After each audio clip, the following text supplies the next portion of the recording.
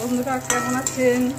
আজকে আমি নল শিম আর এই সজনের ডাঁটা আর এই বেগুন আর এই বড়ি ভাজছি, একটা চচ্চড়ি করব। এই সজনে ডাঁটা শিম বেগুন খুব হালকা করে ভাজবো, কড়া করে ভাজবো না। একটু হলুদ দিয়েছি, নুন এখন দেবো না, বেগুনগুলো তাহলে ক্যাপক্যাপা। এবার একটা মশলা করবো, এই পোস্ত, সর্ষে, নুন, হলুদ আর এই কাঁচা লঙ্কা একসঙ্গে শিলনোড়াতে তেলে কালো জিরে আর শুকনো লঙ্কা ফোড়ন দিয়ে এই মশলাটাকে দিয়ে দিলাম। মশলাটা এবার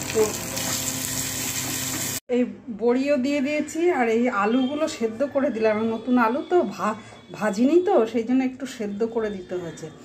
আর এই গরম জল দিলাম আর আরেকটু জল দিতে হবে। আর এই গুড় দেবো, ধনে পাতার ডান্ডিগুলো দেবো। এর সঙ্গে যে মশলাটা কষেছিলাম সেটাও দিয়ে দিলাম আর আরেকটু জল দিলাম, দিয়ে এবার হয়ে গেছে। এই যে নল শিম, বেগুন, সজনে ডাঁটা, আলু, বড়ি দিয়ে আর সর্ষে পোস্ত দিয়ে একটা ঝাল হয়ে গেছে। এই কাঁচা তেল দিচ্ছি। এই যে নল শিমের ঝাল হয়ে গেছে, চচ্চড়ি বলতে পারেন, ঝালও বলতে পারেন।